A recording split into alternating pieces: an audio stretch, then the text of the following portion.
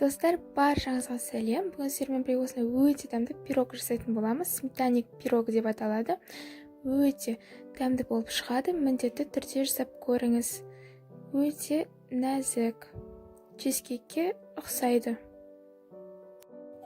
Біздің қамырымыз үшін бізге 250 грамм ұн, 1 шай қасық разрыхлитель, 100 грамм ерітілген сары май, 2 жұмыртқа және де 60 грамм қант керек болады.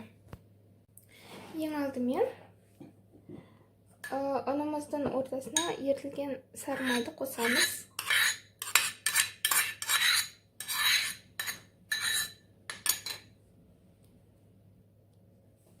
Және де 1 шай қасық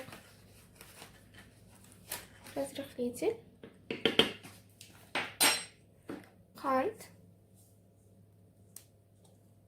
және де 2 жұмыртқамызды қосамыз.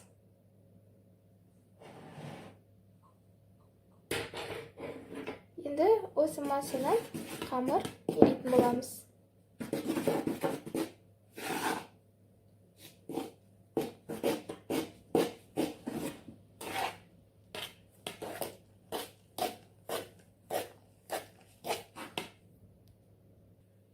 Міне, қамырымыз дайын болды. Осындай жұп-жұмсақ болып шығу керек. Енді формамызды аламыз. Менде диаметр 22 см. Енді осы қамырды жақсылап жан-жағына өйтіп жазып шығамыз. Қамырымыз өте жұмсақ, сонымен онымен жұмыс істеу өте оңай.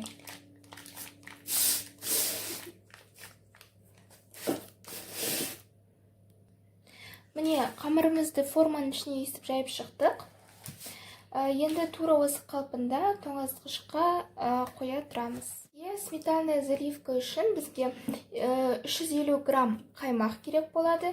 Және де қант өз мөлшеріңізбен алсаңыз болады. Менде 100-150 граммдай қосатын боламын. Және де 2 жұмыртқа, және де 20 грамм крахмал қолданатын боламыз. Ең алдымен біздің қаймағымызға қантты қосамыз. Қантты қосып, одан кейін крахмалымызды қосамыз.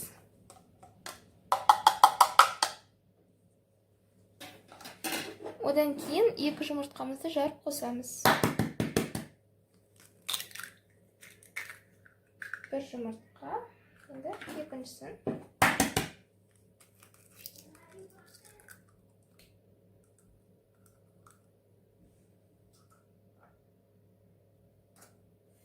Енді осы массаны жақсылап араластырамыз.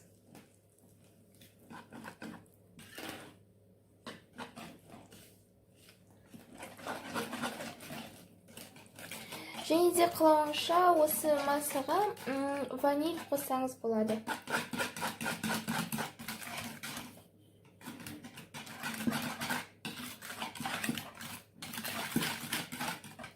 Міне, заливкамыз дайын болды. Міне, қамырымызды шығарды. Қамырымыз тоңазытқышта тұрып шықты. Енді қалауынша осы пирогтың ішіне кез келген жеміс жидектер қоссаңыз болады. Мен 1 штук банан қосатын боламын. Жай ғана өйстіп турап шығатын боламыз.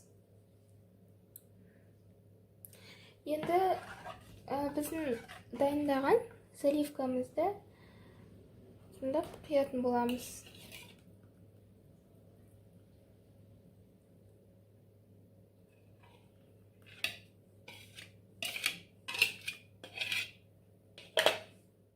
Міне, біздің пирогымыз дайын болды. Енді 50 минутта 180 градуста пісіретін боламыз. Міндетті түрде жасауға кеңес беремін. Шынымен де күшті болып шығады. Өте бюджетті рецепт.